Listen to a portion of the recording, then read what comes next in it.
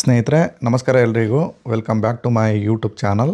ಸ್ನೇಹಿತರೆ ಇವತ್ತಿನ ಈ ಒಂದು ವಿಡಿಯೋದ ಮಾಹಿತಿ ಏನಂದರೆ 2026-27ನೇ ಸಾಲಿನ ವಿದ್ಯಾರ್ಥಿ ಬಸ್ ಪಾಸ್ಗಾಗಿ ಅರ್ಜಿನ ಆಹ್ವಾನ ಮಾಡಿದ್ದಾರೆ.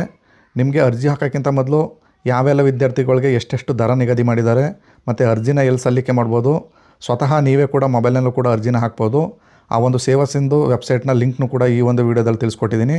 ಹಾಗೆಯೇ ಪ್ರಾಥಮಿಕ ಪ್ರೌಢಶಾಲೆ ಮತ್ತು ನಿಮಗೆ ಕಾಲೇಜ್ ವಿದ್ಯಾರ್ಥಿಗಳಿಗೆ ಬಸ್ ಪಾಸ್ ದರ ಎಷ್ಟು ಅನ್ನೋದನ್ನ ತಿಳಿಸ್ಕೊಡ್ತೀನಿ. ಸ್ನೇಹಿತರೆ ಮೊದಲಿಗೆ ನೀವೇ ನೋಡ್ತೀನಿ ಈ ನೋಟಿಫಿಕೇಷನ್ ಅಂದರೆ ಮೊದಲಿಗೆ ಇಲ್ಲಿ ಸ್ಟೂಡೆಂಟ್ ಬಸ್ ಪಾಸ್ 26-27 ಅಂತ ಟೈಪ್ ಮಾಡಿ ಅಲ್ಲಿ ಫಸ್ಟ್ ಆಪ್ಷನ್ನೇ ಬರುತ್ತೆ ಕರ್ನಾಟಕ ಸ್ಟೇಟ್ ರೋಡ್ ಅಂತ. ನೀವು ಆ ಒಂದು ಆಪ್ಷನ್ ಕ್ಲಿಕ್ ಮಾಡ್ಕೊಳ್ಳಿ. ನಂತರ ನೆಕ್ಸ್ಟ್ ಪೇಜು ನಿಮ್ಗೆ ಈ ರೀತಿ ಓಪನ್ ಆಗುತ್ತೆ. ಇಲ್ಲಿ ಇಂಗ್ಲೀಷಲ್ಲಿರುತ್ತೆ. ನಿಮಗೆ ಕನ್ನಡ ಬೇಕಿತ್ತು ಅಂದರೆ ಮೇಲ್ಗಡೆ ಕನ್ನಡ ಅಂತ ಆಪ್ಷನ್ ಇದೆ ನೋಡಿ, ಅದನ್ನು ಕ್ಲಿಕ್ ಮಾಡಿದ್ರೆ ಕನ್ನಡ ಆಪ್ಷನ್ಗೆ ನಿಮಗೆ ಅಲ್ಲಿ ಕನ್ವರ್ಟ್ ಆಗುತ್ತೆ.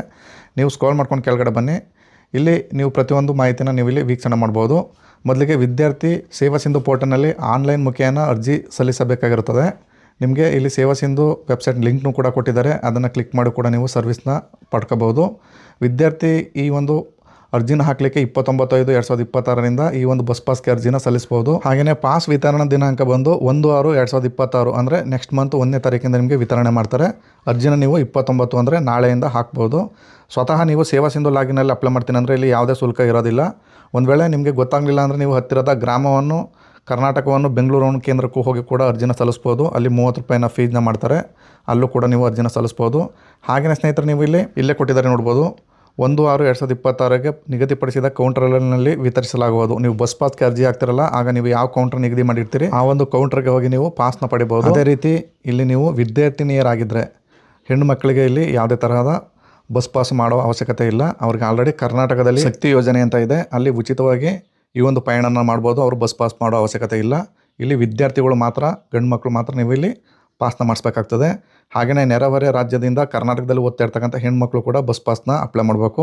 ಇಲ್ಲಿ ಕರ್ನಾಟಕದಲ್ಲಿ ಹುಟ್ಟಿದಂಥ ಹೆಣ್ಮಕ್ಳಿಗೆ ಮಾತ್ರ ಈ ಒಂದು ರಿಯಾಯಿತಿ ಸಿಗುತ್ತೆ. ಇನ್ನು ಮತ್ತು ಟೋಟಲ್ ಕರ್ನಾಟಕದಲ್ಲಿ 123 ಪಾಸ್ ವಿತರಣಾ ಕೌಂಟರ್ಗಳನ್ನ ಆಲ್ರೆಡಿ ಓಪನ್ ಮಾಡಿದ್ದಾರೆ.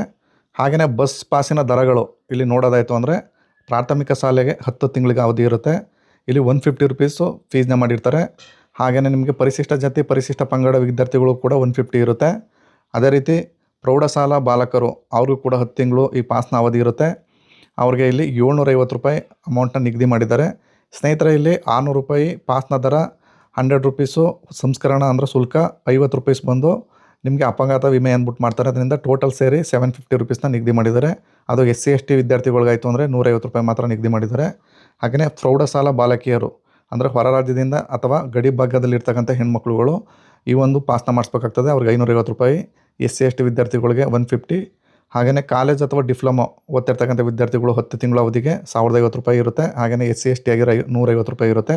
ಹಾಗೆಯೇ ITI ವಿದ್ಯಾರ್ಥಿಗಳಿಗೆ 12 ತಿಂಗಳು ಇರುತ್ತೆ, 1310 ರೂಪಾಯಿ ಇರುತ್ತೆ. SC/ST ಆಗಿತ್ತು ಅಂದರೆ 160 ರೂಪಾಯಿನ ನಿಗದಿ ಮಾಡಿದ್ದಾರೆ. ಹಾಗೆಯೇ ವೃತ್ತಿಪರ ಕೋರ್ಸ್ಗಳಲ್ಲಿ 10 ತಿಂಗಳ ಅವಧಿಗೆ ಇರುತ್ತೆ, 1550 ರೂಪಾಯಿ ನಿಗದಿ ಮಾಡಿದ್ದಾರೆ. ಹಾಗೆಯೇ SC/ST ಆಗಿತ್ತು ಅಂದರೆ 150, PhD ಅವ್ರಿಗೆ 1350, SC/ST ಆದರೆ 150. ಹಾಗೆಯೇ ಕೆಳಗಡೆ ಬಂದು ನೀವು ಇಮೇಲ್ ವಿಳಾಸಗಳನ್ನ ವೀಕ್ಷಣೆ ಮಾಡ್ಬೋದು. ನಿಮಗೇನಾದರೂ ಕುಂದುಕೊರತೆಗಳಿತ್ತು ಅಂದರೆ ಈ ಇಮೇಲ್ನ ಸಂಪರ್ಕ ಮಾಡೋ ಮುಖಾಂತರ ನೀವು ಬಗೆಹರಿಸ್ಕೋಬೋದು. ಹಾಗೆಯೇ ಕಾಲ್ ಸೆಂಟರ್ ಕೂಡ ಓಪನ್ ಮಾಡಿದ್ದಾರೆ, ಫೋನ್ ನಂಬರ್ ಕೂಡ ಕೊಟ್ಟಿದ್ದಾರೆ.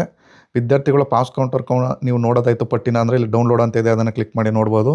ಹಾಗೆಯೇ ವೆರಿ ಇಂಪಾರ್ಟೆಂಟಾಗಿ ವಿದ್ಯಾರ್ಥಿಗಳ ದೃಢೀಕರಣ ಅರ್ಜಿ 26-27 ಇದನ್ನು ನೀವು ಮೊದಲು ಬಸ್ ಪಾಸ್ನ ಅರ್ಜಿ ಹಾಕಬೇಕು ಅಂದರೆ ಈ ಒಂದು ಫಾರಮ್ನ ಡೌನ್ಲೋಡ್ ಮಾಡಿಕೊಂಡು ಈ ಒಂದು ಫಾರಮ್ನ ನೀವು ಮೊದಲು ಫಿಲಪ್ ಮಾಡಿಕೊಂಡು ತದನಂತರ ನೀವು ಬಸ್ ಪಾಸ್ಗೆ ಅರ್ಜಿನ ಹಾಕಬೇಕು.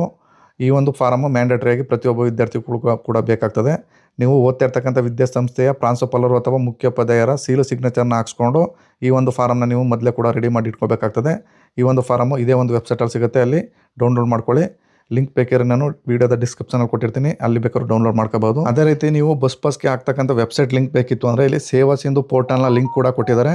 ಈ ಒಂದು ಲಿಂಕ್ನ ಕ್ಲಿಕ್ ಮಾಡೋ ಮುಖಾಂತರ ನೇರವಾಗಿ ಸೇವಾ ಸಿಂಧು ಪೋರ್ಟಲ್ನ ವೆಬ್ಸೈಟ್ಗೆ ನೀವು ವಿಸಿಟ್ ಮಾಡ್ಬೋದು. ನಾಳಿನ ವಿಡಿಯೋದಲ್ಲಿ ನಾನು KSRTC, KKRTC, NWRTC ಈ ಒಂದು ಬಸ್ ಪಾಸ್ ಪಡ್ತಕ್ಕಂಥ ವಿದ್ಯಾರ್ಥಿಗಳು ಹೇಗೆ ಅಪ್ಲಿಕೇಶನ್ ಹಾಕಬೇಕು ಸ್ವತಃ ಸೇವಾ ಸಿಂಧು ಲಾಗಿನಲ್ಲಿ, ಅದರಲ್ಲೂ ಕೂಡ ಮೊಬೈಲ್ ಮುಖಾಂತರ ಅನ್ನೋದನ್ನ ವಿಡಿಯೋ ಮಾಡಿ ನಿಮಗೆ ತಿಳಿಸ್ಕೊಡ್ತೀನಿ. ಅದರಿಂದ ದಯವಿಟ್ಟು ಈ ಒಂದು ಚಾನಲ್ನ ಸಬ್ಸ್ಕ್ರೈಬ್ ಮಾಡಿ ಇಟ್ಕೊಂಡಿರಿ, ನಿಮಗೆ ನೋಟಿಫಿಕೇಷನ್ ತಕ್ಷಣ ಬರುತ್ತೆ.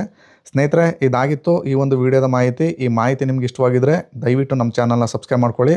ಇಷ್ಟು ಹೇಳಿ ಈ ಒಂದು ವಿಡಿಯೋ ನಿಲ್ಲಿಗೆ ಮುಗಿಸ್ತಾ ಇದ್ದೀನಿ. ನಮಸ್ಕಾರ.